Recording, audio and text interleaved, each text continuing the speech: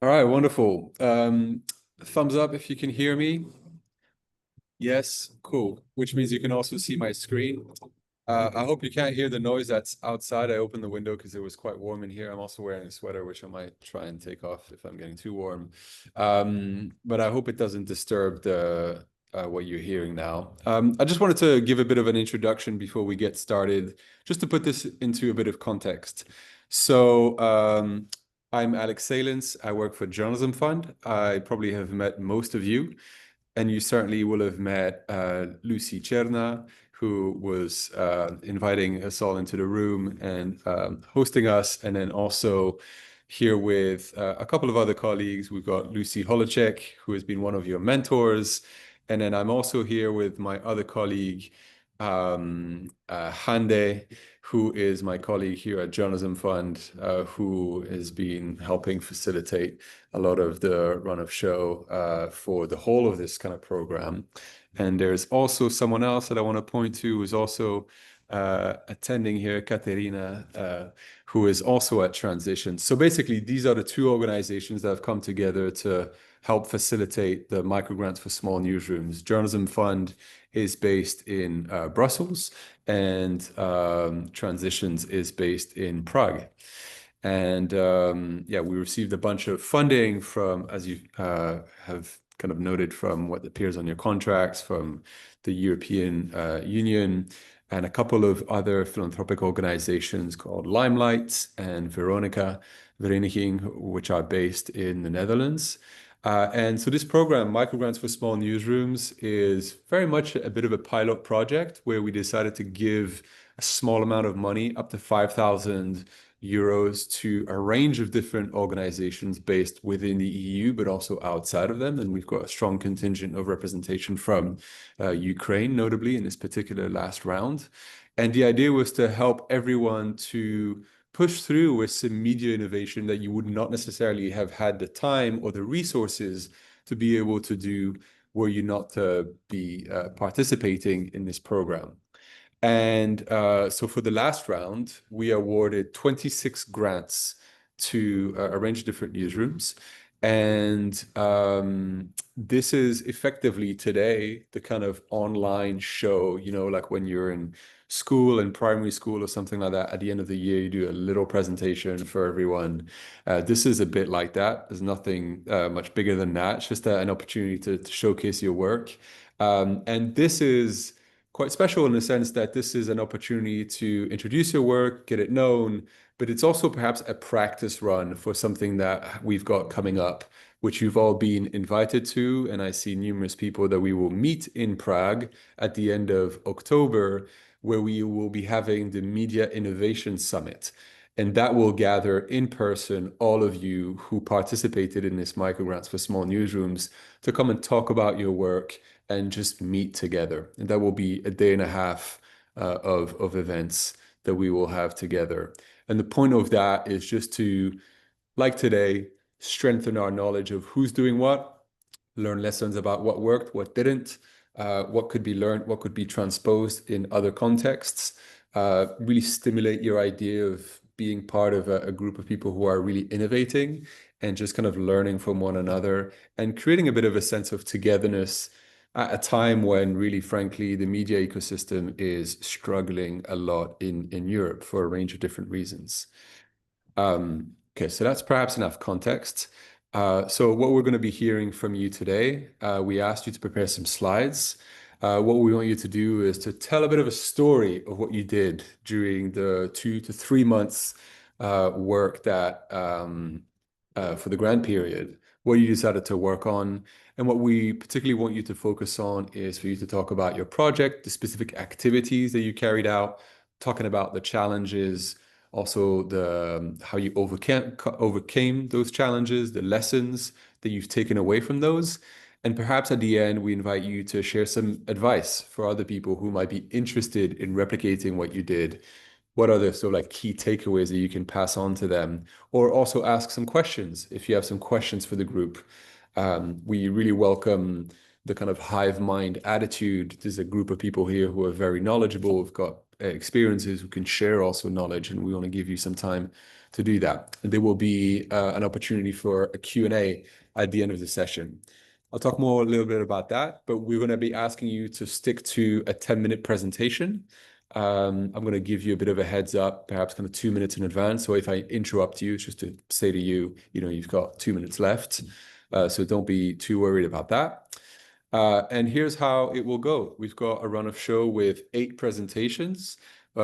Each we've got 10 minutes, as mentioned. We will take a break in between to explore the questions that are coming up. We're not going to wait after each presentation because that would take a little bit too much time. And then depending on time, we might have like a bit of a break, and then we'll go for the next 4 presentations after that. I believe that's pretty much everything. And with that said, let's just make sure we're keeping on time. I would invite Nataliia to talk about your work at Rubryka, you being a solutions journalist in newsrooms, and we're planning on launching or doing some research around a donation-based model to get revenue from people who read your work from across the world. So I'll hand it over to you. I'll stop Alec, sharing my screen. could you shortly play the slide with all the presentations and the titles, please? The third Yes. slide. Wait, hold on. Am I not sharing this screen? This one? You are, but it's frozen. We only see the microgrants for small newsrooms page. Oh, that's really annoying. Hey, everyone. Hey, thanks for, hold on. Wait, hold on.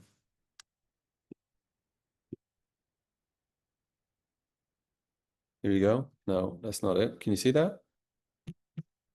Nope. Oh, yeah. Yes, now we can see it. Okay, yes. Apologies. Yeah, that's what I wanted to show earlier. So this is the run of show. So with that said, over to you, Nataliia. Yes, let me please share my screen.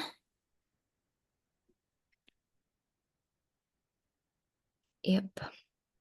So, hi everyone again. My name is Nataliia, and I am the head of English department at Rubryka. And we actually worked on this project together with our wonderful social media manager, Sabrina, who will be joining everyone in Prague. Unfortunately, I won't be able to be here, but I will be the one talking about our hopefully successes today. So, we are Rubryka. And we are Ukraine's leading media outlet working in the format of solutions journalism. And we have been telling about Ukrainians and the solutions generated by Ukrainians since 2018. And mostly we focus on solving or telling about solutions in ecology, urbanism, inclusivity, and gender equality. And obviously, one of our major aspects and major focuses is now talking about wartime solutions that are generated either by Ukrainians or for Ukrainians and implemented here that help us live through this terrible period. Our audience is actually quite big. And we have readers in over 110 countries with nearly 15 million website views as of January 2025. And it's actually a 17% growth since last year.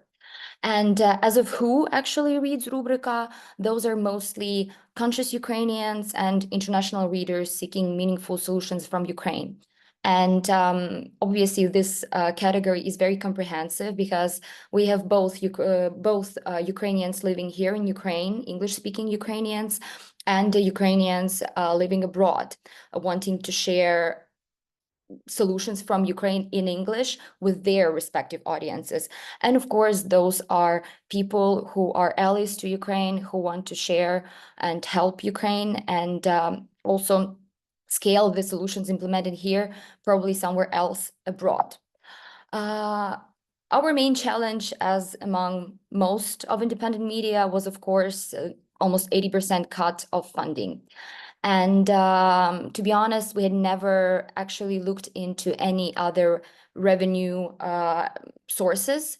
And we already had a Patreon page before, but it was inactive We didn't do anything about it. It was just there. All the content was free. We had some subscribers there that generated some income, but honestly, we never provided any exclusive content for them. So the Patreon page was just there. And it also didn't generate any feedback. So we didn't really know, like we knew who the people were, but their motivation was mostly just wanting to support Rubryka, support independent media, support Ukraine. So obviously they were there not for the content, but for the idea itself. And although our English department, our English section of our website was steadily growing, we were gaining more followers on all our social media platforms. We never tested any monetization models for any of them. And so during this period, during the project, we decided that we should definitely focus on developing the Patreon page to actually mobilize this international community and community of Ukrainians who wanted to participate in solution making and in change driving, basically. So the first thing that we did was actually the audience research. And it kind of pivoted us into a completely different direction, to be honest, because after our social media manager, Sabrina, conducted the 10 interviews, we understood that everyone was different. And of course, we understood that before, but talking to 10 random people who followed us on different social media platforms actually helped us understand better who our readers were and what they were interested in reading. And so among those people were Ukrainians living abroad, foreigners, foreign allies, activists. And another thing that we did, we also have an English newsletter that is free. So during one of the newsletters, we included a Google Form survey, which also kind of broadened our audience research. And based on the feedback that we received, and it was actually quite big because we understood that most people are very interested and they like when they're being heard. So we kind of created this big document with the key insights that everyone had about what they liked about Rubryka, what they didn't like about Rubryka.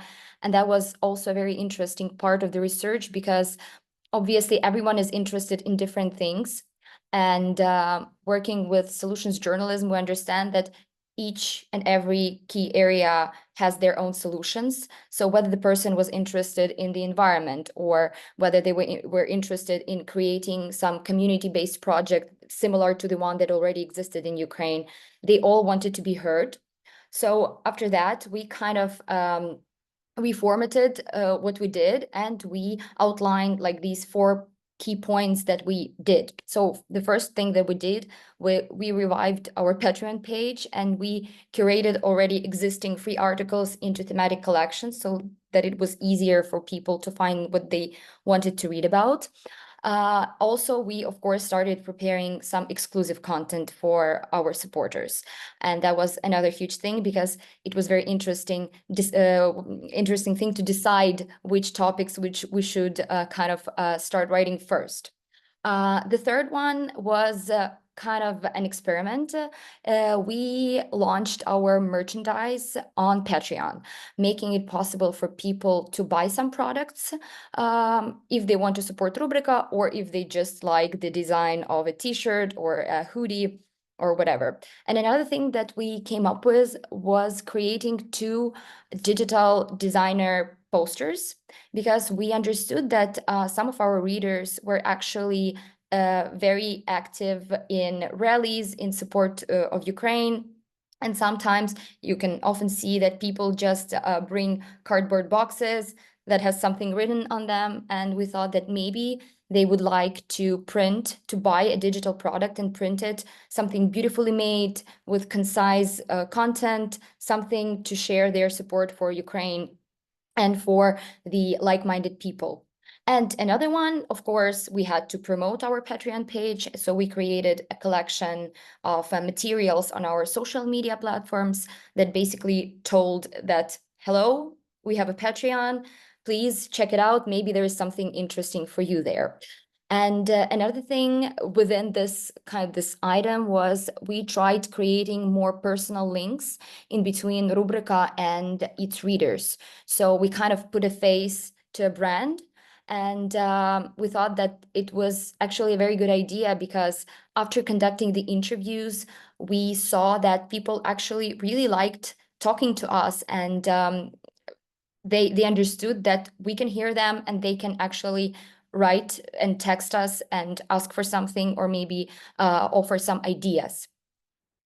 Throughout the process, of course, we applied the design thinking principles, and it was actually very helpful, especially during the 10 interviews that we carried out, because we learned how to do them with empathy and maintain flexible conversations. Because, of course, sticking to the questions is a great thing, but you never know where the conversation may go to. And it was really important. We sent the questions in advance. However, it made for the interviewees easy. It made it easier for the interviewees to actually know what they will be talking about, but at the same time, the conversations were more flexible. If people wanted to say something that wasn't listed in the questions, they were free to do that. So the three major lessons that we learned was, of course, the importance of giving the context and the questions for the interviewees in advance, so they don't feel scared or anxious and feel comfortable during the interviews. And also, they needed context. So they needed to know why we were doing that and what are our goals after this project. And the last one, we realized the value of a human-centered approach, and treating every interview as someone whose story and voice matter. The thing that I already mentioned, because again, all of them were very different people with very different backgrounds, and it was important to understand what mattered to them most. And the biggest aha moment for us was the human-centered approach, because it transformed our interactions on social media in general. People open up during conversations, during the interviews, but they started sharing their own ideas, how they saw Rubryka and how they saw our content. They started spreading the word about Rubryka on their personal pages. They started engaging more on social media, in comments. And we even had some follow-up stories after the interviews. For example, one of the interviewees was a volunteer from Finland who had her own volunteering project supporting Ukraine. And we actually created a material after that based on her story. So it was a quite interesting thing to do. So our solution evolved from a simple idea of testing monetization into our broader strategy, like combining audience research with community building, strengthening personal connections, and experimenting with new ways for international supporters to sustain constructive solutions-focused journalism from Ukraine. And this was a great shift in strategy, and probably one of the biggest insights after the project, that we probably should do that at least once a year, maybe once every 6 months, because of course, 10 people or 30 people who answered the Google form, they do not define our whole audience, but at the same time, every 10 people every 6 months can help us understand our audience more and tailor our content to their liking. And our Patreon page has actually started growing slowly but steadily. So it's a great thing. And I would say that the fact that people started sharing the info and call to action on their personal pages because they felt a personal connection to Rubryka and to what we create helped us a lot. And yeah, that's it. Thank you for your attention. Thank you, Nataliia. That was brilliant. That was really sharp, eloquent, and just full of really great information, and great that the scope of your work just expanded there. Thank you so much for sharing, and we'll come back with questions at the end of it. Sure. And with that, hand it over to you, Marian. Marian is going to talk to us about Context.ro's work around using visual kind of storytelling for short formats to talk about your investigations. Hi everyone, my name is Marian. I'm fundraising manager at Context.ro. We are an investigative independent newsroom from Romania, founded in 2022. by reporters with over 20 years of experience. We focus Marian, on... we can't see your screen. I don't know if you're sharing something. I am. Yeah, we can only see a black, kind of gray screen. Wow. Yeah. Let me stop the share and try again, okay? Mm-hmm. Yeah, no worries. Let's see. Thank you for letting me know. Mm-hmm. I know I was blanking with my own screen earlier, so better to Now? not have that repeated. Still not, unfortunately. Can anyone else see something different, or is it just me? Yeah, still kind of shaking heads. Wow. It's unexpected. If you want to send that to me, I can maybe share my screen. I don't know if that would help. Maybe me like try- third time lucky, maybe. Let If me you have try another. something different. So I will just maybe try to share my whole share everything with you.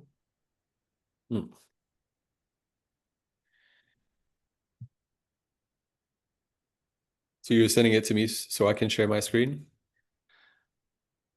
No, I'm starting the presentation in a different... Got it. Let me try it this way. Okay.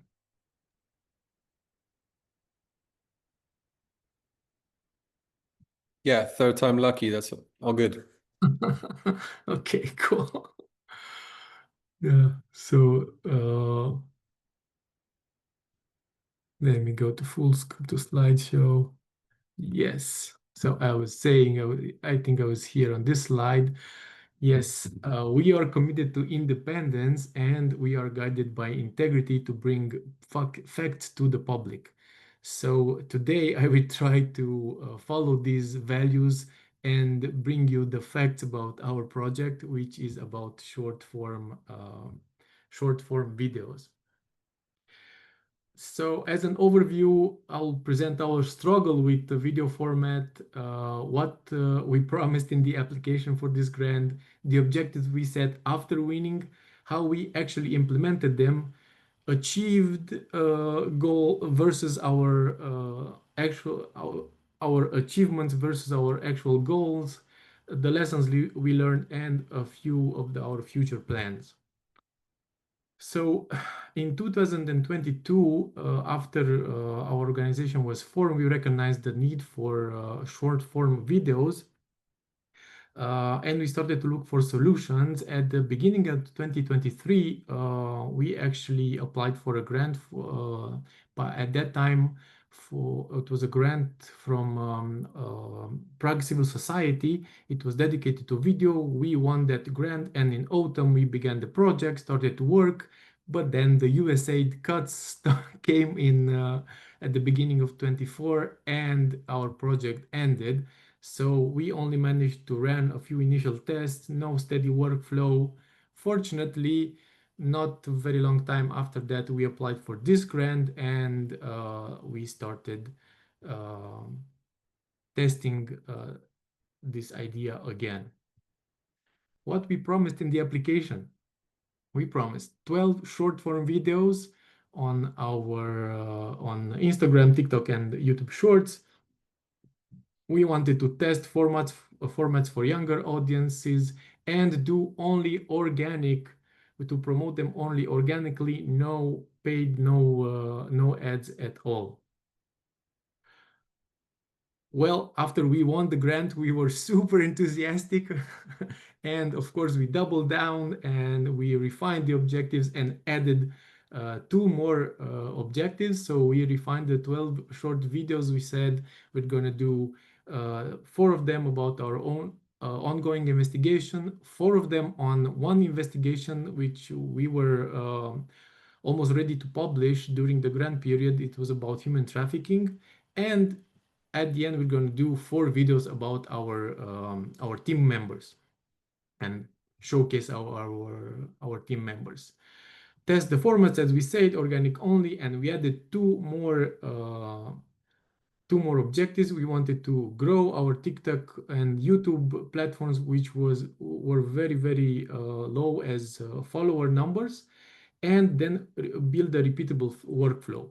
We thought about this one because we had 3 young reporters that were involved in the previous grant, and they had some experience, so we wanted to build on that experience.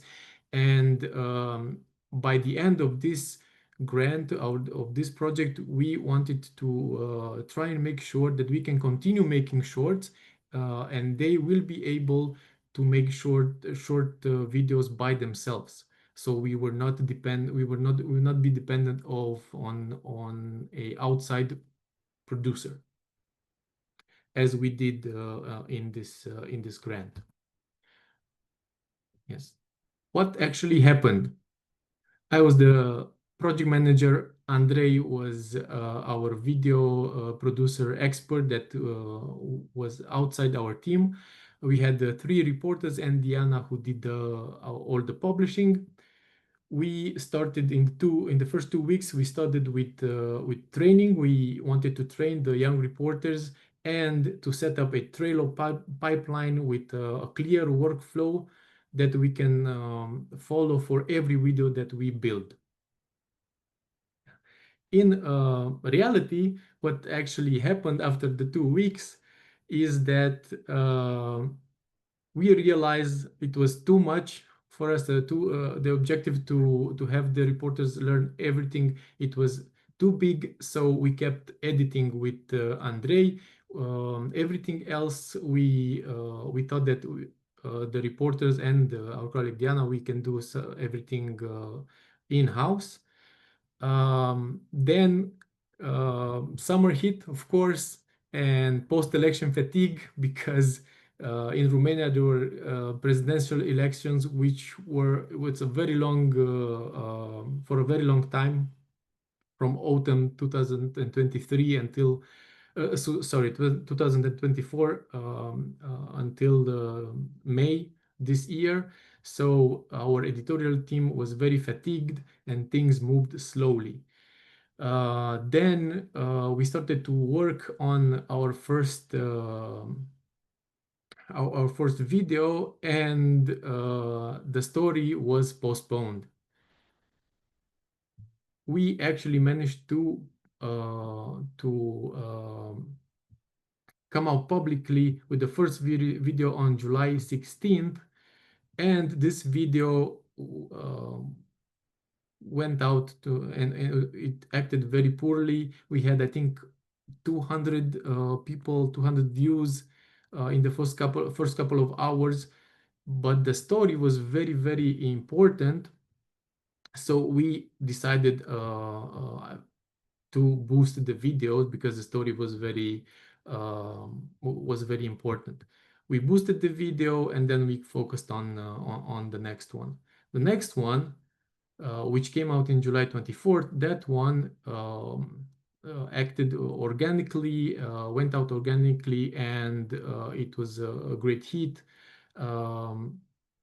So we had things to learn from these two. And then on July 25th, we published the third. This is all we managed to do in the grant period, because the grant period ended at the beginning of August. We had a decision to make. Should we produce and publish, or should we focus on production and publish after the grant period? So what we decided was that we would focus on producing, and we produced in the next 2 weeks.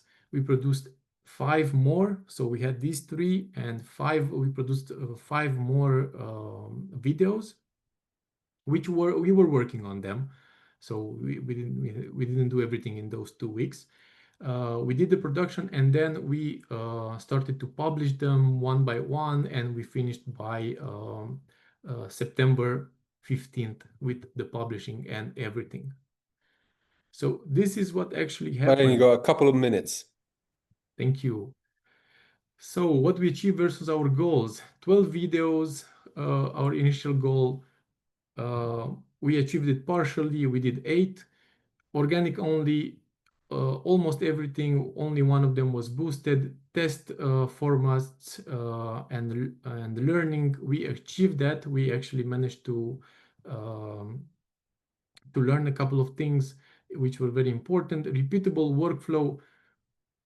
Partially we did the pipeline, but the editing remained outsourced. Grow on YouTube and TikTok, that was failed because only 52 people joined on YouTube and 332 on TikTok, so that was a big fail.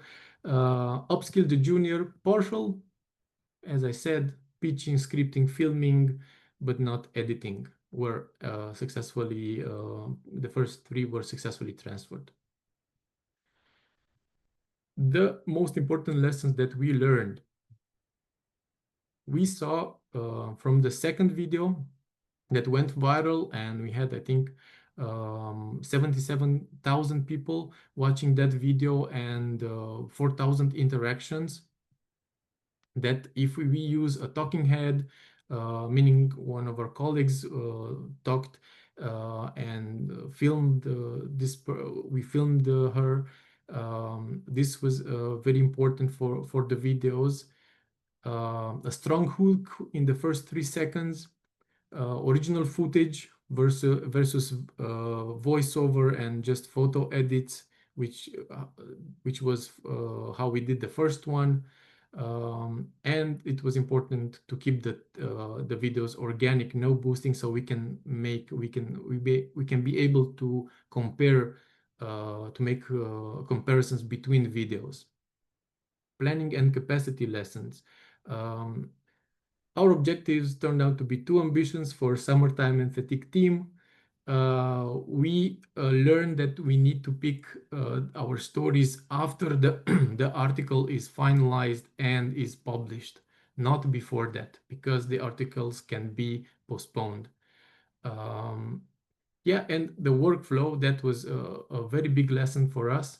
The workflow that we managed to build, we are still doing that, and maybe that was the biggest lesson for us, the workflow that we managed to put in place and follow. Future plans. Yeah, Marian, if you could wrap up.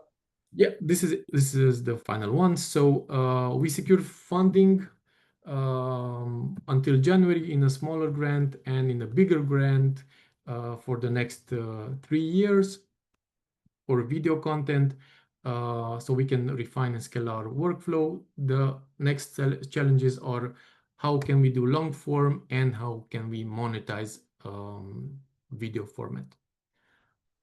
And this is everything. Thank you, guys. Thanks, Marian. That was great as well. Yeah, thanks for some really deep insight there. Pretty tactical for other people who might want to replicate this. Again, keep your questions for Marian for later. We're running a bit behind schedule, but we've got time, so don't worry about the initial time that was sent in the original slide deck. We're going to move on to Anastasia Zubak from Grečka. Over to you. Hi. Is it okay? And I share my screen? All good. Yes, we can see you. I'm from independent media from Ukraine, from Kropivnitsky. It's a regional center. Our media was founded in 2008. We are officially registered as online media outlet.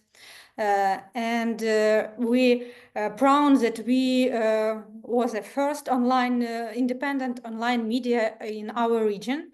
Our mission to provide reliable independent news and analytics for local community and strengths trust and civil engagement. It's very important for us.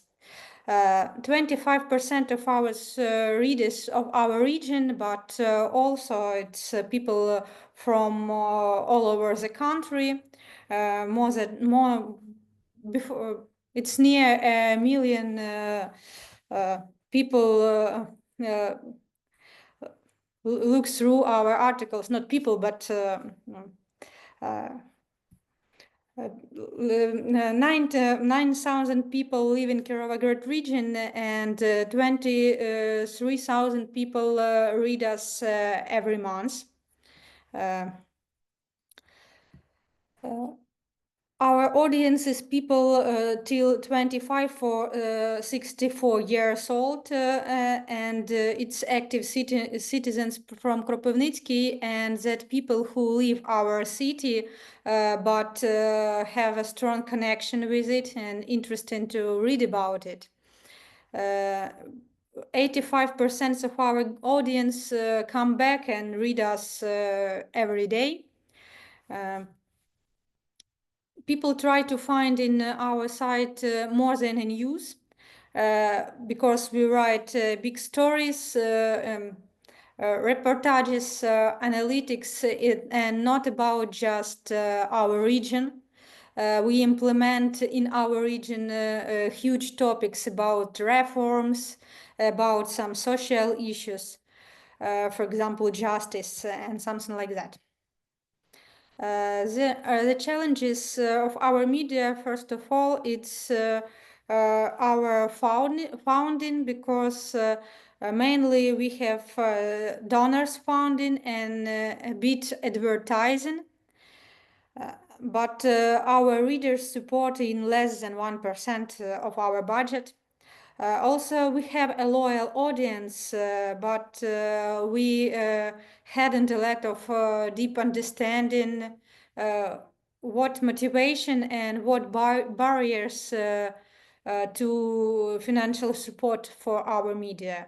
Also, it's not just our problem. 78 of outlets in Ukraine, online media outlets, have no reader support at all. That's why we try to find some insights about our audience and audience who support other medias. We decide to explore who are that people. We and our partner is researchers from Media Development Foundation use a method Job to be done and design thinking, and try to explore who that people. For that, they made 20 in-depth interviews with 3 groups: current supporters of our media, those who consider our media but didn't donate now, and supporters of other local medias. To identify motivation and barriers, and to understand what community strategy we need for different audience. The key lessons we learned after that, we discovered that people motivation and barriers were different, and there is no one-size-fits-all approach works. A donation button is not enough. We should put 4 different communication strategies for different types of audience. It's 4 types. Also, all these 4 types of audience willing to contribute media when they see transparency, relevance, and direct impact of media. And also, we thought that the main barrier is a lack of money to donate, but the interviews showed that real issues, a lack of confidence and lack of information, how this money that people give to media impact and used. The major lessons we learned, and I think it could be useful for other media, it's first of all different segments of different needs of them. One type of audience donate because they think that it is their civil duty. Others seek to visibility and want to say about this connection with media. Third part want to pay money for media to delegate some functions of control, for example, a local government and something like that. And a fourth type of audience try to find a community. And as I told before, every group need different types of communication approach. The main barrier is not always money of that people, but understanding if their donation is relevant, if their not a big donate really could help a media, where a media take money at all, how they work, and all this information. And also we understand that community for people is so important as a content.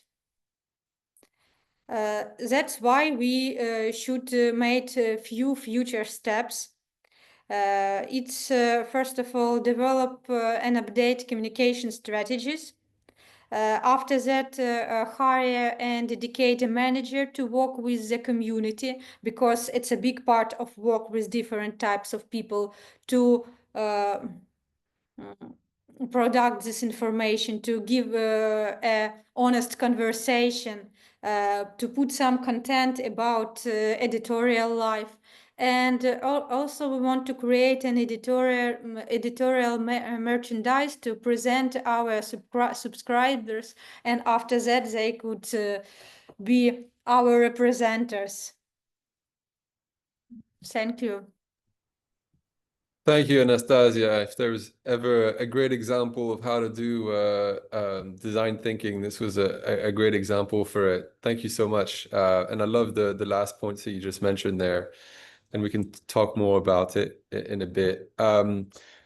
Just one quick point on logistics. Daria, your point was well received.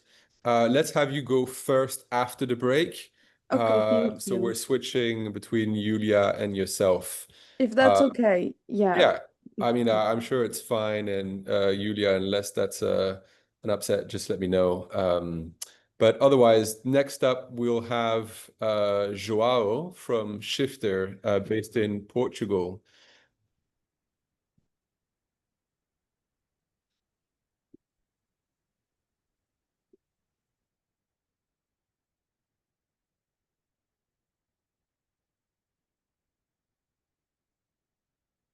João, you're still muted, but we can see your screen. I can see your hand going up. You've got a lot going on in your screen. It's all good. And when you're ready, just unmute yourself so you can begin speaking.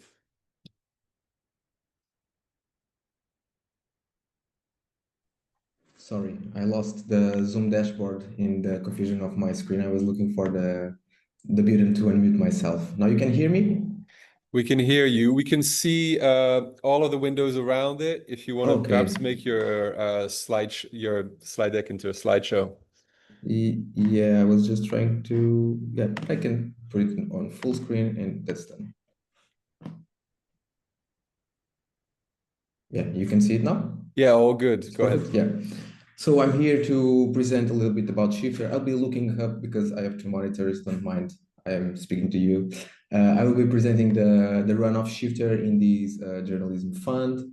Just to make you a little context before starting to address Shifter, we are part of a company that we used to say that we are the smallest media company in the world, because we have two media in this company. We have Shifter that is now running on the journalism fund, and we have Lisboa para Pessoas, which is a local newspaper, and have received a grant as well on the last season. And so just to give you this context, but to speak a little bit about Shifter, Shifter is a magazine focused on reflexive content. We do more than news, we do reflection on the contemporary issues, and our slogan says it all. Our slogan is the magazine that gives you to think, gives you food for thought, if you want to translate in English in a better translation. And so we do a lot of things to accomplish our mission. Just to give you a glimpse, we are on the market for 10 years now, and apart from all these iterations of our website that you can see here on the background, we try to publish on different formats and to engage people with our content in different formats, such as the events that you can see in here. For this one, for example, is a municipality library, or these two about artificial intelligence. And we also have a print magazine that we publish 3 times a year. And on top of that, we have video content that we have been trying to run on the last year, and has been like a really successful experiment. On this mix of stuff that we already do, we still have some challenges. We still face some challenges, and this grant was really important to try to consolidate some of our strategy and to improve on specific points that we need some time and space to give attention to. So we designed this challenge like in 2 parallel lanes. We wanted, first of all, to diversify the way that we deliver content, because we publish like long format essays and long format stories, and we feel that people each time people have less patience and smaller attention span to the kind of work that we published. And at the same time, we noticed that people have some interest for this kind of story when it's delivered on the audio format. And so we sensed that we could do some audio versions of our article. And on top of these, like marketing benefit that we could see in this new format, we are really engaged in the question of accessibility. Our last magazine was about accessibility. And so we thought, as the audio format of the articles, not only as a marketing feature, but also as a accessibility feature. And we have done some conversations with people in the accessibility area that confirmed our perception. On top of that, and since we were thinking about launching a new format that could broaden our audience and increase our reach in different platforms that we are not there yet, such as Spotify, SoundCloud, YouTube, you can know some of them. We wanted to improve our conversion strategy. We felt that our sales funnel was not optimized, and even worse than that was the experience as a subscription, as a member of our community, because we didn't have like a dashboard or some landing page like for the members to land in and to feel what is Shifter after all this.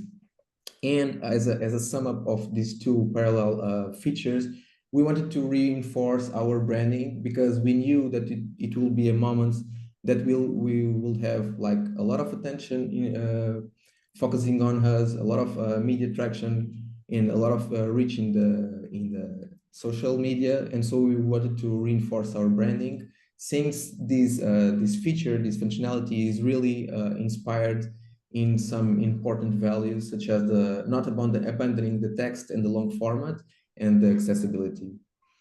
So the solution was, and I will try to wrap up, but as Alec knew, because I had to tell him during the grant, it was like a really troubled times, because we were doing the grant while we were finishing 1 print magazine, while we were doing several other things, such as being co-organizers of a media conference in Portugal for independent media. So it was an all around, but the solution we divided in 5 steps that I will share with you like briefly. But the first one, and I think it was deeply important, was to, apart from the planning that we did for the grant proposal, we did a really exhaustive debrief of the work that we had to do, just to know exactly the steps that we should take and how we should begin doing and approaching this project. And the first part that was really important, and that we usually don't have time to, was like listening and doing some proper desk research.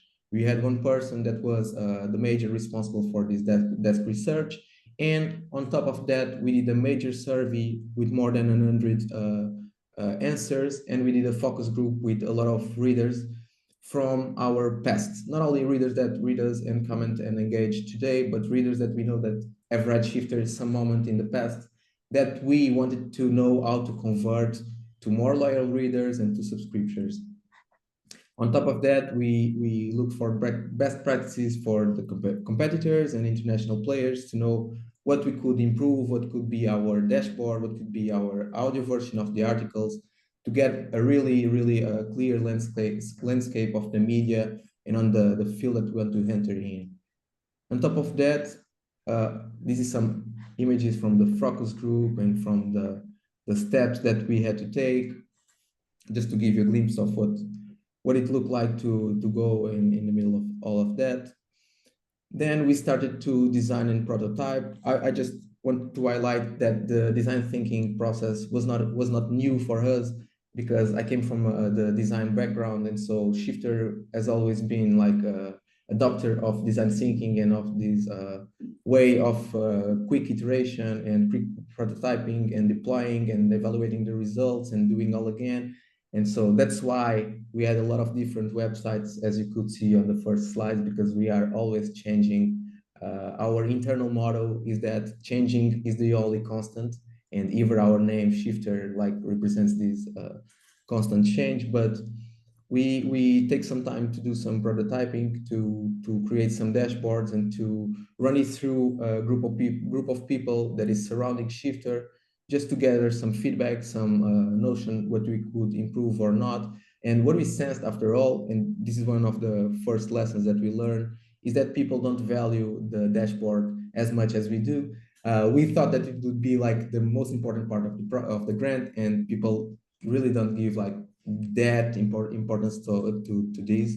But it was a really important part to do, when to have like this honest impression on this step.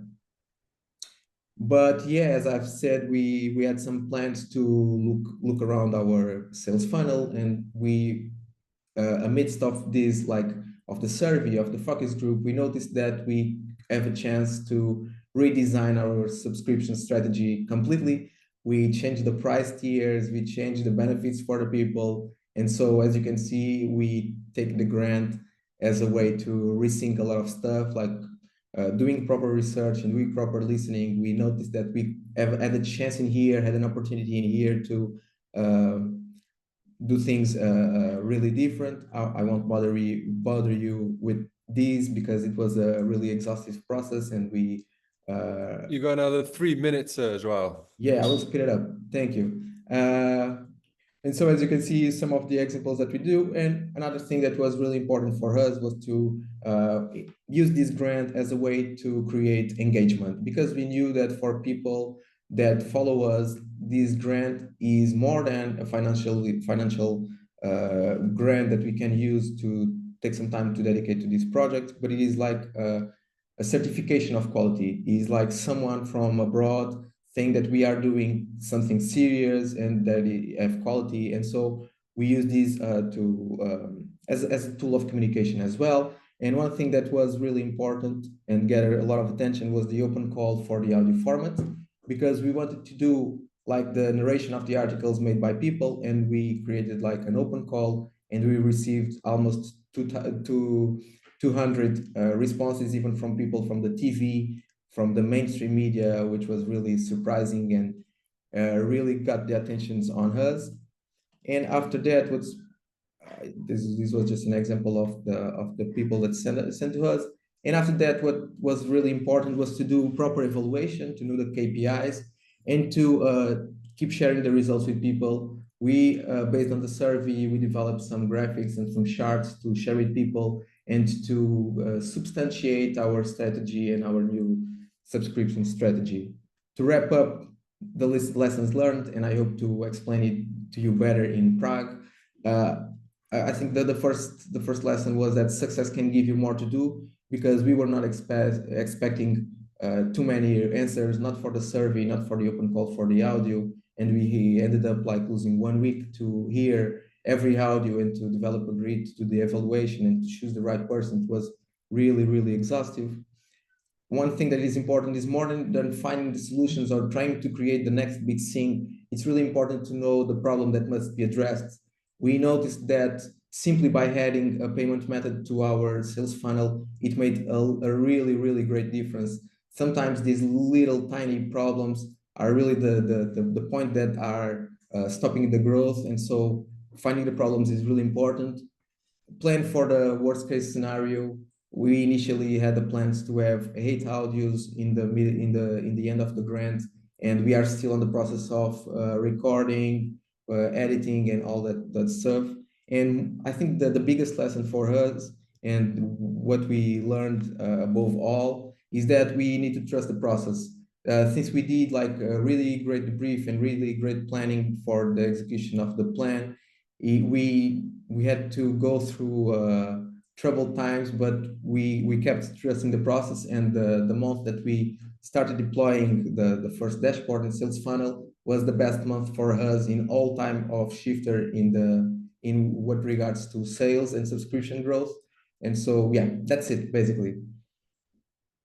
Sorry, I tried to wrap things up. That's all good. Thanks for speeding up at the end there. A lot of great lessons there, and success can give you more to do is a great one based on what you learn and just the kind of iterative process of innovation. So this wraps up the first 4 presentations. We're already past the hour of time of this session. We're gonna move on to the next bit, but let's just take a bit of a break here. And does anyone have any questions? Either for Nataliia, Anastasia is gone, but Marian or for João, based on the presentation that they've done. Any questions coming from you all, other grantees, participants, or perhaps from anyone else at Transitions or Journalism Fund, or anyone else?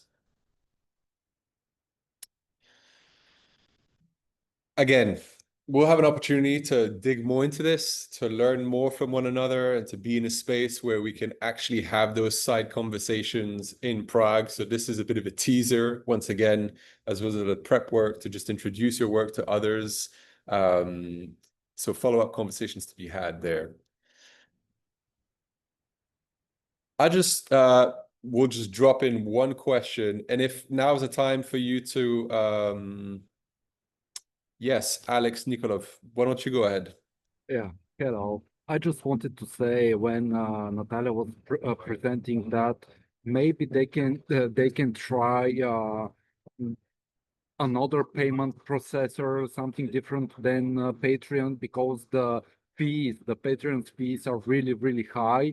And for our payment processor, we use Stripe, which is much more cheaper and not so demanding, because in Patreon, if you don't provide content for the users and the people who donate and pay, is a struggle, and it takes a lot of resources. Yeah, thanks a lot for the advice. We actually thought about doing a different platform, but so far, since we kind of already had an existing Patreon page and we are only kind of digging in the paid content in general, we wanted, to just go with the flow and see how it goes. And then if we actually see that this form of monetization actually works for us and we can keep up with the content and the people are interested, we might transition to a different platform. But yeah, that's something that we talked about a lot, because Patreon is just like probably one of the oldest and one of the most well-known platforms, but in terms of usage, it's not the best one. I agree completely. Thanks. Yeah, great comment, Alex, and great reflection there. Appreciate your thought on that and what could be the future there. Just out of curiosity, before we switch on, and if this is your time to go to the bathroom, I already mentioned it, just use it now before we go into the next presentation, because we're going to start really quite quickly to the next question. But for you, Nataliia, and for you, João, you both mentioned that you had a lot of growth. I'm curious if you could drop some numbers. You said you mentioned some pretty success rates that were pretty good. And then Marian, if you can also talk about the fact that you didn't work on TikTok and on YouTube, but you mentioned some platforms where you had some success. If you could also mention which platform that was. So perhaps let's go Nataliia, João, and then Marian. I would have to ask for some help from my colleague Sabrina, because she's the one who's managing our Patreon page. And Sabrina, can you please check how many followers have we gained like in the past month or so? As I know, hello to everyone. As I know, for now we have 45 followers.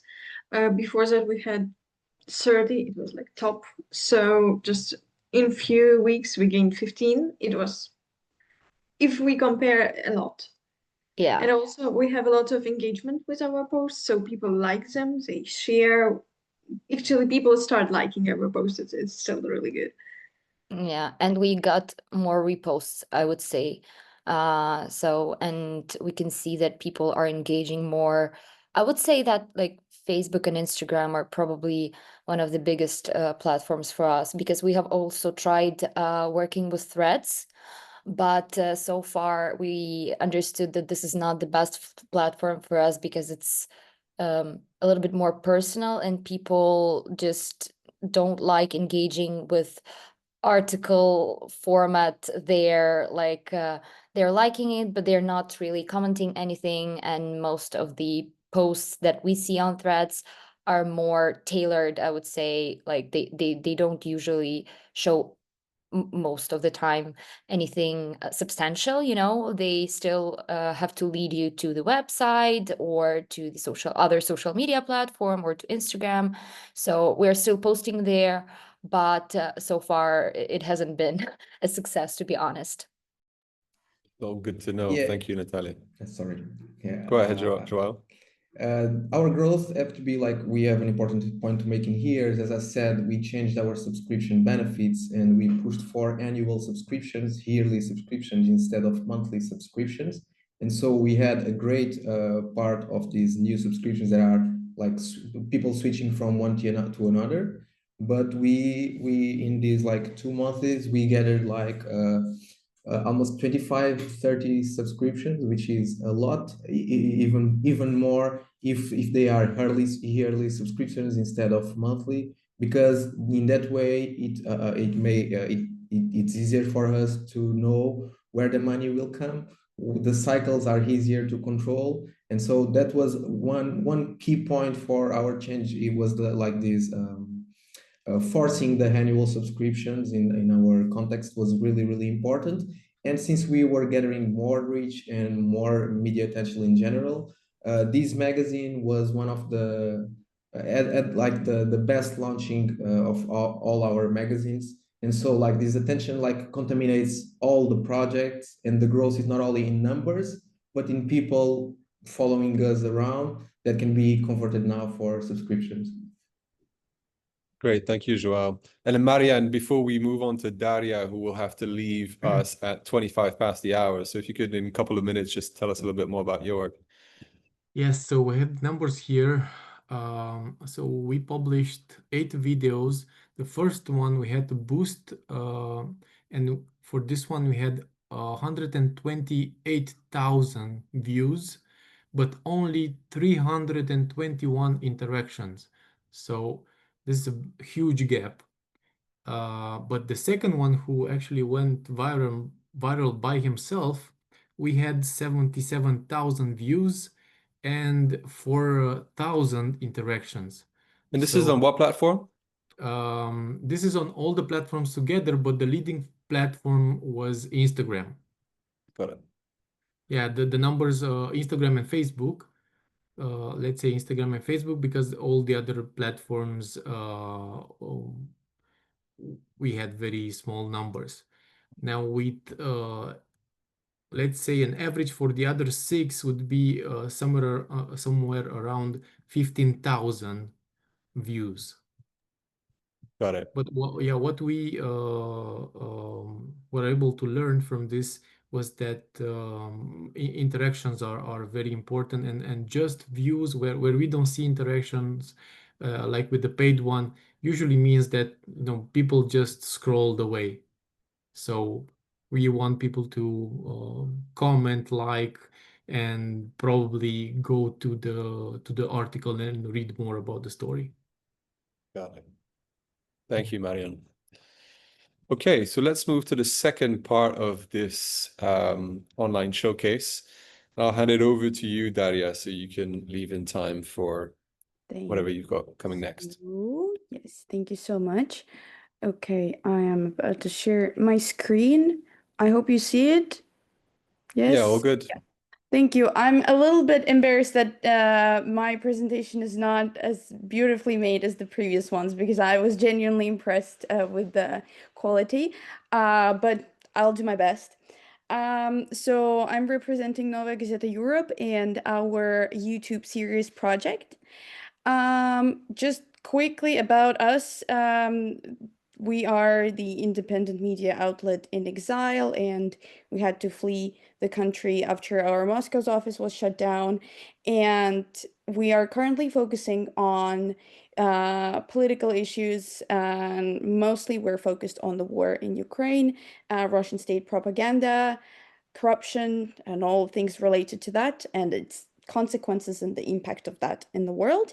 And as for the formats that we work with, it's mostly investigative reports or data investigations, political analysis and expert comments, explainers, and we work across different platforms, including social media, text, video. But the project that we were working with specifically this time was specifically for YouTube. And with YouTube, we have several problems right now. So the war is ongoing. It's more than 3 years, and people keep saying that Russian economy will shut down and will collapse very soon. And they've been saying it from the day one, but it hasn't happened just yet. And we wanted to figure out for ourselves and also explain why isn't it happening, and what are the reasons for that. And as it is historically connected, there is a very big background to this. So we wanted to give people a bit more of an educated forecast of why this is not happening just yet. And we also, another problem is that we are desperately trying to reach younger audiences, and it is quite difficult for us because, as we see, younger audiences do not read news in the same way as the older ones. And by younger audiences, I mean people under the age of 25. And not only that, but they are also they see the current economic state of Russia through the experience of their parents and their grandparents, which is the memories that are staying with them. So they don't actually know what happened before, but if their relatives say that it was so much better in the USSR and everything was great, that's how they perceive the past, even though it wasn't always that great. So we wanted to give them a bit more background and give them a bit more understanding of why they are in the place why they witness what they witness right now. And we also wanted to engage younger audiences. But one major challenge is that YouTube is slowed down in Russia, and it's less people can access it. But we were trying to work with social media to kind of overcome this challenge. And so as a solution, we decided to make a 4-part video explainers, starting from the 80s and coming to the current state of the economy. And we just wanted to cover the major events that happened there and analyze them. And we were working with our video team along with our economics reporter, and he will be the one going to Prague and talking in more details about what happened. So yeah, and to make the videos more engaging and more dynamic, we used archival footage, a lot of it, motion design, and we used organic promotion on social media using Reels, like short video format. Yeah, so let's see what happened. We produced 4 videos, and we worked through the feedback that we received after each episode. So one episode was released, we received feedback from our viewers, and then we would edit the next episode based on the feedback. So at the end, we got to use way more motion design and way more archival footage than in the first video, which was great. And it did increase the numbers and the views. And also for quite a few of our viewers, the topic resonated as they lived through this event, so they wanted to share their stories, and we included their stories also in our episodes. And when it comes to social media, we tried also different formats because working with our mentor, we figured out that we have a hypothesis that, for example, having a different host for the social media reels, a younger person who is more relatable for, I don't know, Gen Z, would increase the numbers and increase the views. And it actually did work. Surprise. So we tried some reels with our host, that the one who was hosting the videos on YouTube. Then we tried some reels only with archival footage, and then we tried reels with a different host, a younger person, and adding some motion design, and it ended up working way better. Yeah, so quickly speaking of our achievements, each episode reached between 50,000 to 70,000 views, which was great success for us in the conditions of YouTube being slowed down and a lot of people not being able to reach it. And our final episode was the most popular one, which kind of showed that there is quite a bit of interest of the forecast for the future, and kind of the people needed the explanation of what's going on right now. And there were a lot of comments, which was great for us, and people were agreeing or disagreeing, and they were sharing their personal stories from different regions, so that was very important for them also to share. And we, with their consent, we used some of the stories in the further episodes. And yeah, and the series was also picked up by different YouTubers, and we got one interview where we talked about the project. That was great, and like that gave us a great chance to promote the project as well. And I also quickly wanted to touch upon the lessons that we've learned.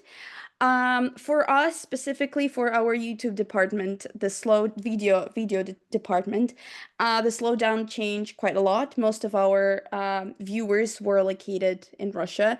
And after the YouTube slowed down, we understood that we need to actually not just change the way we present our videos, but most likely just reevaluate the whole process and all the platforms where we post, because YouTube is no longer the platform that we can rely on in terms of reaching our audience. So yeah, it is not just about the format that should be different, but it's also about the platforms that should be different for us. And regardless of how much time we spent on the project or how much effort we put in it and what kind of content we have, it still gets less views than expected, or like less than a year ago, for example. And speaking of younger audiences, I would say that the project was relatively successful, specifically in reaching younger audiences, because our hypothesis was that we gonna promote the project with the short format videos through social media, and this will attract younger audience to watch us on YouTube. But it didn't work exactly this way. We did promote it and it did attract them, but it didn't make them watch it till the end, if you know what I mean. So for them, this format of a 20-minute episode wasn't speaking to them. So we think that it's about not just changing how we present the project, but changing the project itself and the format of it. So yeah, there is a lot for us to think about. And another lesson that we've got to learn is that historical storytelling still resonates, and the stories that were told by the host about his personal experience and the stories that were told by the viewers were resonating the most with the viewers in the comment section, and they were getting quite excited or quite negative about saying, oh, it didn't happen the same way for us. Yes. Oh, I'm almost done. 30 seconds. Yeah. So yeah, if it's personal experience, it seems like it's working best for people. So yeah, these are some things that we do need to work on, and it's great that we now have this knowledge and a direction where we should go. I think that's it from my side. Thank you, Daria. That's really insightful knowledge about how you came to understand your audience and how you're trying to adjust your product in order to serve them better. Really useful. And it kind of crosses with some of the information that Marian also shared earlier. Yeah. So useful to know. Thank you.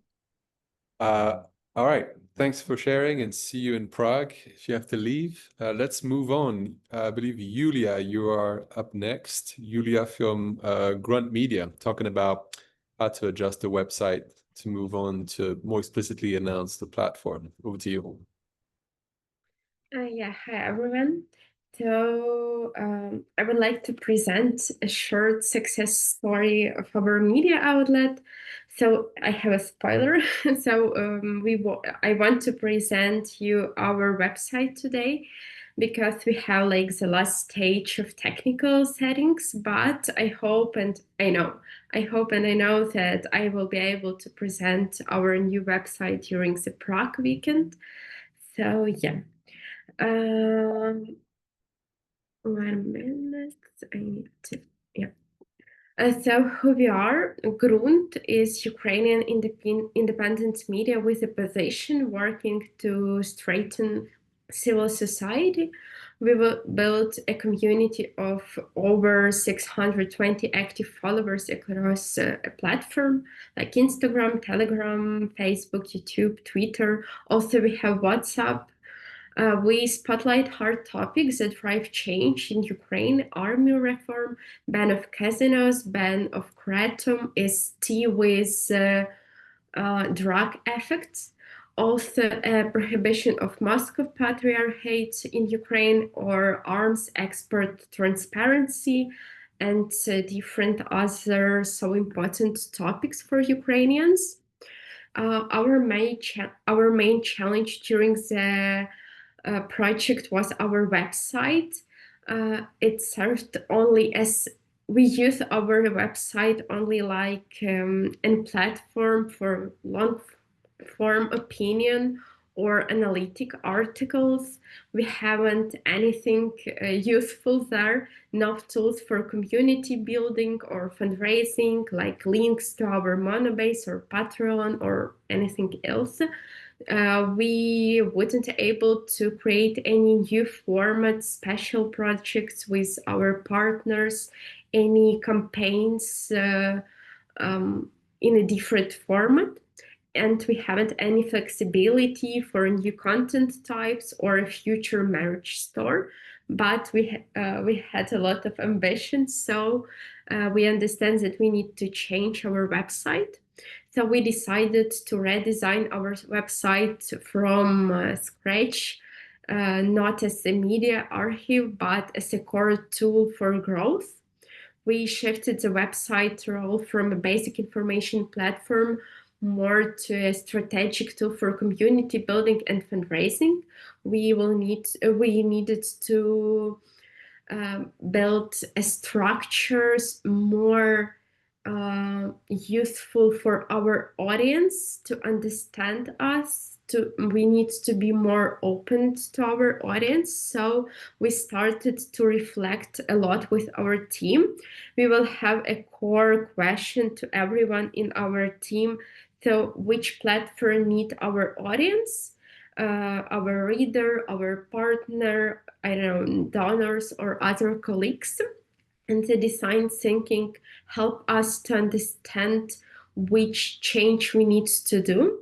So during the 3 months, we worked to develop a new architecture and structure of our site and develop a new menu, like about, team, support us, project, store with our merch, because we plan to sell our merch to our audience. And we finalized the design prototype and prepared for rollout during the project.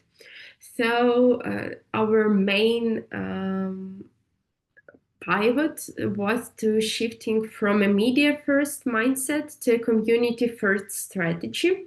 And design thinking helped us to clarify this user journey on our website, prototype donor pathways, and rethink our tone, calls to action, and a lot of different things.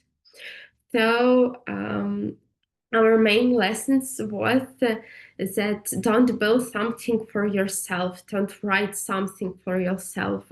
You always need to think about your audience, how they can use your materials, your site, your platform for know you better and for give you more feedback. So we realized that we need now that what our users need, and we will have a survey, a small survey with them. And we communicated a lot with our main audience about a view of our website.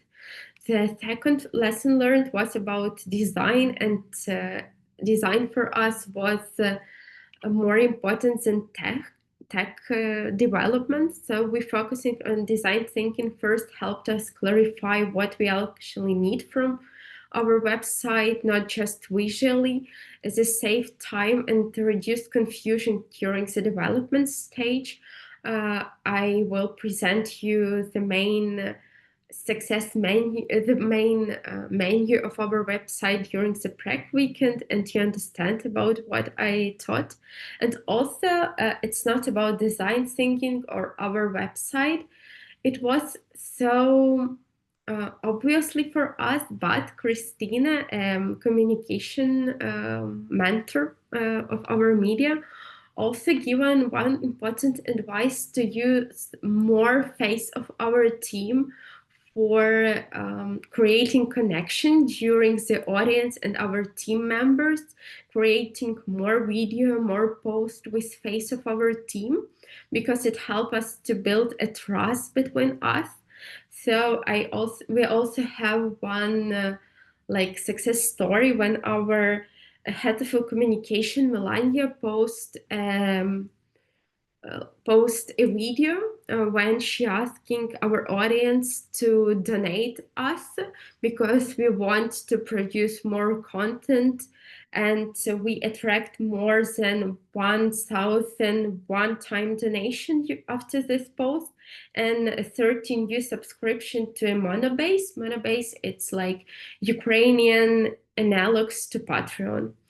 So, and we also have a big risk management lessons during this project, because all the trouble was with us during the project, because bank account was blocked. Our chief and founder of our Grunt media agency was mobilized, and we had this project like a new stage of development of our media. And we want to thanks a lot to journalist Fan and PluPro that she always was with us during this hard time. So thanks a lot, and it's all.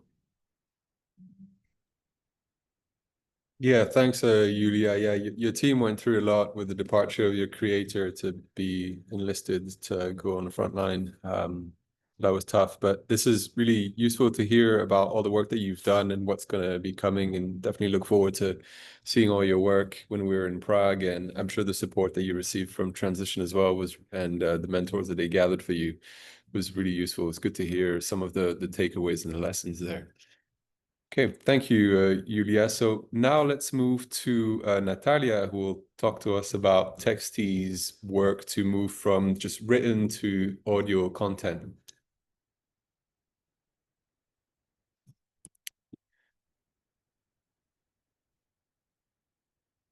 Yeah, we can see your screen. All good. Right.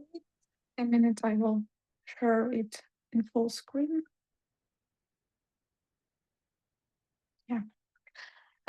So I hope you see my screen. I'm Nataliia Romanyshyn, an AI specialist at Text.ro. In this pilot project, we asked a simple question: can we bring our long-form journalism to listeners without overloading a small newsroom?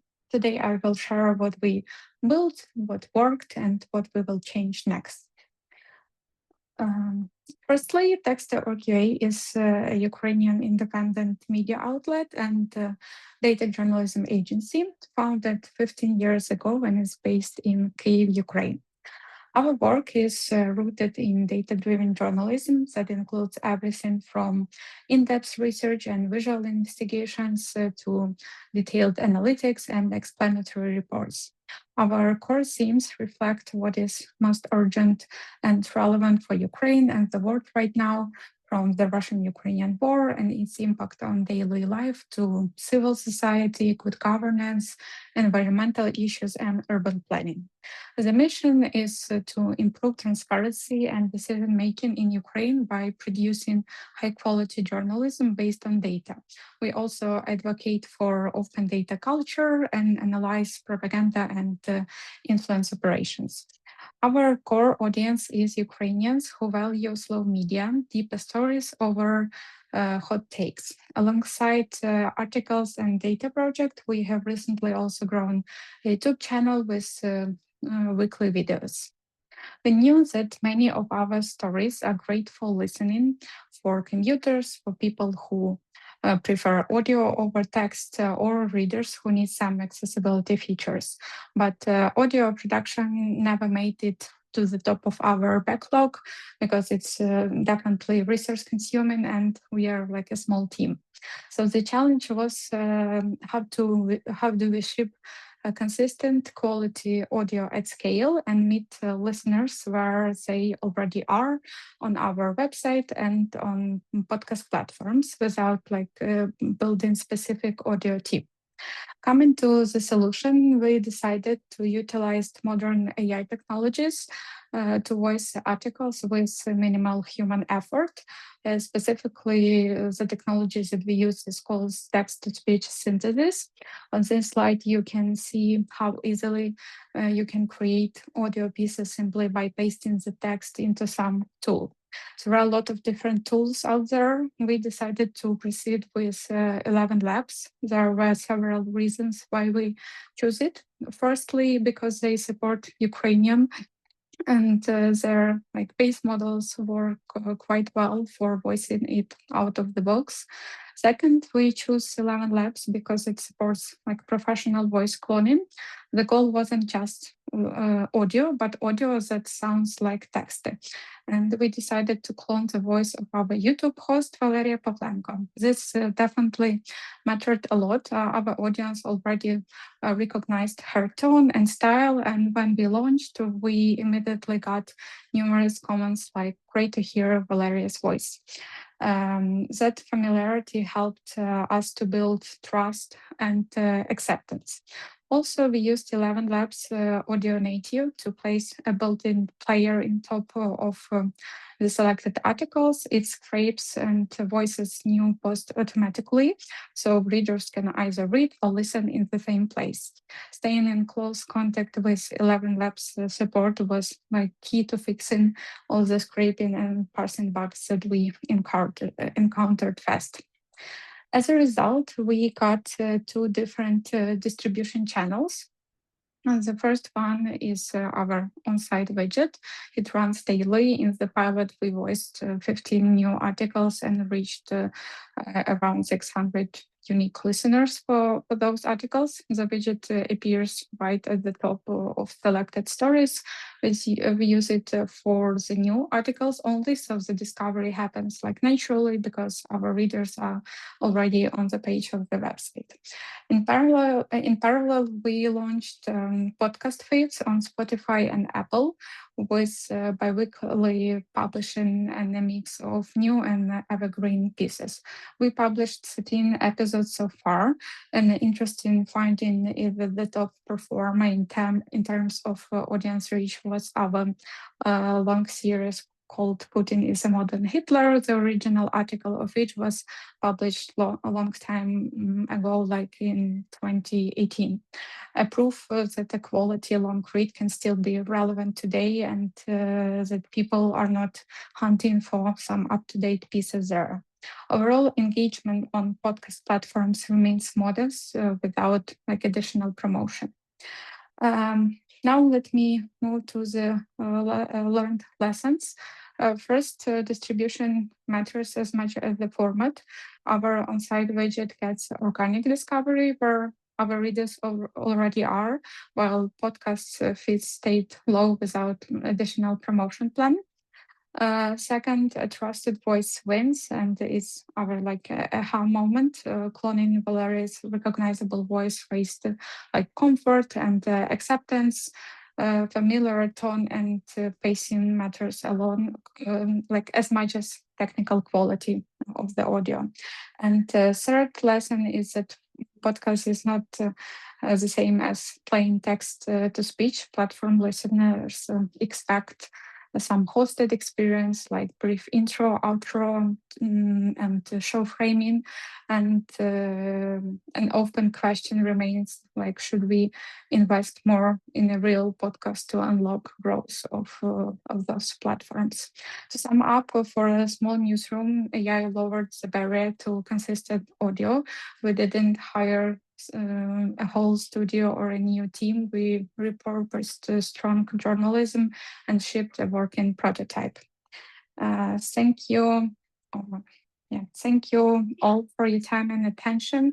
And of course, huge thanks to the Journalism Fund for the support of this project. Yeah, thanks, Nataliia. And again, I would say extend also your thanks to Transitions, who helped coordinate with the mentors and helped facilitate all of that work. You've got a fan on in the chat. Tanya said that she thinks we've got really cool ideas. And yeah, this was really interesting to hear how it's all happening. And I particularly love the fact that you decided to opt for a voice that was very much a personalized voice, one of your reporters. I think that's a very cool element. And I liked the distinction that you're making about focusing on distribution as well as the formats, and the two needing to really sort of come together as well. So thank you for sharing. And yeah, next up, we will hear from Tanya, who will be closing out this session. So we've had 5 newsrooms from the Ukraine, and I think you've showed up a really great effort for just the level of media innovation that's going on in the country as well. So yeah, take it over, and then we'll have a few minutes towards the end to just talk a little bit more through a few things, including your questions if you have any. Okay. Over to you, Tanya. Can you see my screen? Yes. Top. Okay, hello everyone. My name is Tetyana Zhuk, and I'm a project manager at the online store of Eastern Variant Media. Eastern Variant Media is an online media outlet that covers Eastern Ukraine, especially Donetsk and Lugansk region. And as you know, this region is now the epicenter of the hostilities in the war against Russia. So today we are focused on providing information about opportunities for displaced persons, such as social payments, civilian evacuation. We also prepare investigation about reconstruction and about occupied territory. We have about 300,000 to 500,000 website visits per month. We try to stay in touch with our audience, but it's really hard, especially now. And like many other Ukrainian media outlets, we are looking for new sources of monetization.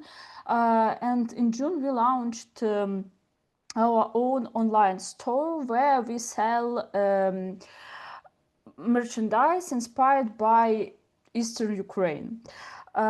It's important to note that commerce is a new way for us, and we had to learn a lot of new tools. We built the store's website. I share it in sorry. I just want share link. Yeah, it's all good. Yeah, if you open up your chat, yeah, okay. You can see it, review it, and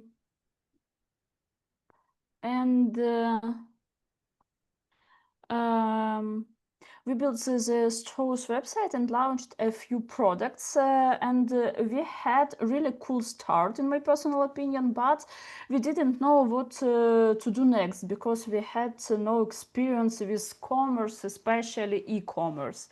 We wanted to expand our product range, but without hiring our own designers, marketers, etc. Therefore, we decided to provide our store's website as a platform for entrepreneurs from the East to sell their items and give us a small percentage, a commission, I mean. So we created a Google form to gather basic data about our potential partners, who they are, where they are from, and what they sell. But unfortunately, our survey wasn't very successful, and we tried to promote it with advertising, but we didn't get the desired results. So I decided to try something else, called outreach. I messaged several entrepreneurs and offered to discuss a partnership. In result, we got 5 in-depth interviews, and later we held an open event for potential partners where we shared more about ourselves.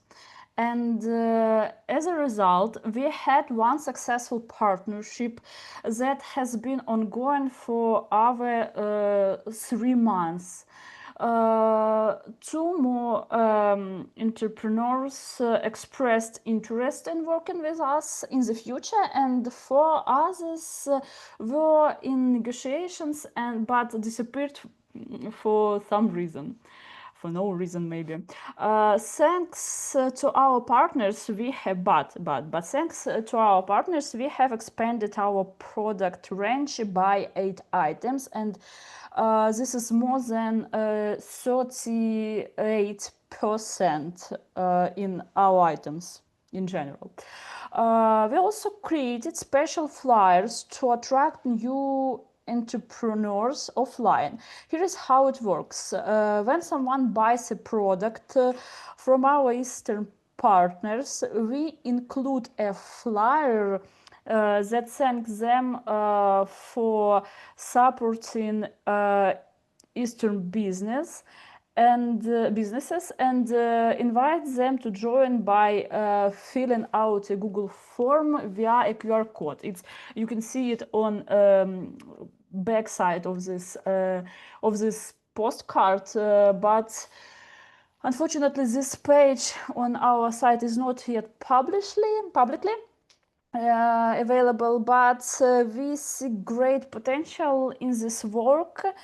And I hope I will tell you about the results at our meeting at the end of October in Prague. However, we predict that this will increase customer loyalty as we are supporting businesses from the East, and help us find new partnerships. We also wanted to make our store more well known, and this slide very complicated even for me. So try to swipe it more quickly. We had experience with social media advertising, but not with Google Ads. We used our budget for advertising, but it didn't bring us any fantastic profits according to Google Analytics. On this slide, you can see part of Google Analytics advertising. and it's clicks, it's shows, and it's CTR click-through rate. That's how many people clicked on the ad they saw. 4% for clothing. A highly competitive market is above average. And finally, here are three the most important lessons we have learned from our journey. As Stuart Britt, a psychologist and professor of marketing and advertising, once said, doing business without advertising, it's like winking at a girl in the dark. You know what are you doing, but nobody else does. It doesn't matter how cool, creative, beautiful, amazing, or wonderful your product is. If you don't talk about it, no one will notice or buy it.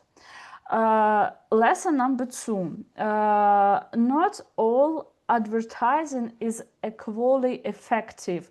It's better for small business to focus on social media advertising and spend their budget on editing reels and promoting them on Instagram than use Google Ads, I think. And lesson number 3, Ukrainian businesses are scared even when you offer, and even when we offered them a very favorable terms for sales, people are afraid to get involved because they believe the effort they put won't be worth it. The biggest aha moment, sometimes all you need to do is sometimes all you need to do is release the right product in the right time. And what does this Okroshka t-shirt have to do with anything?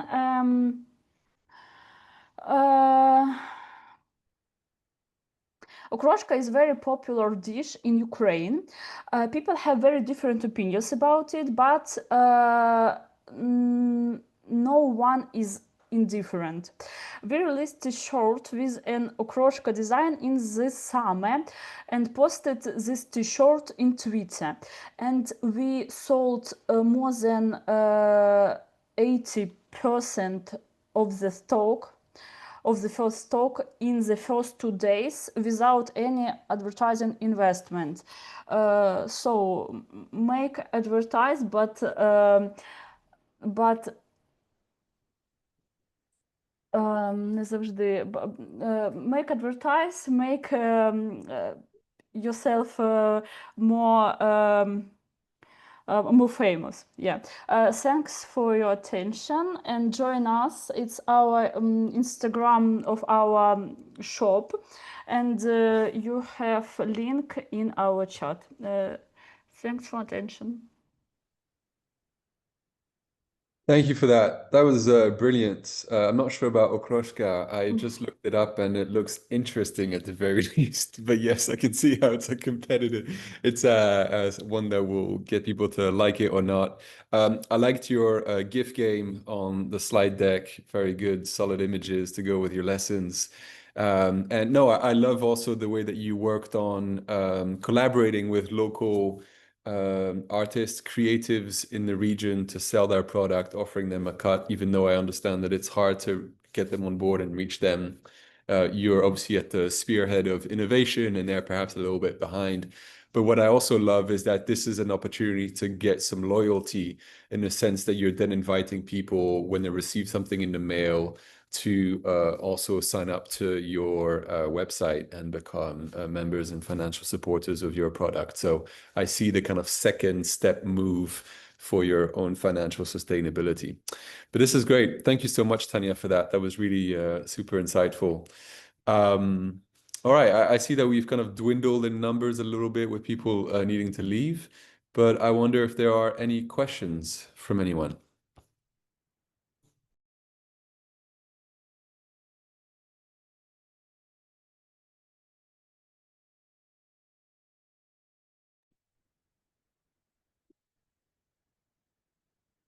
Okay.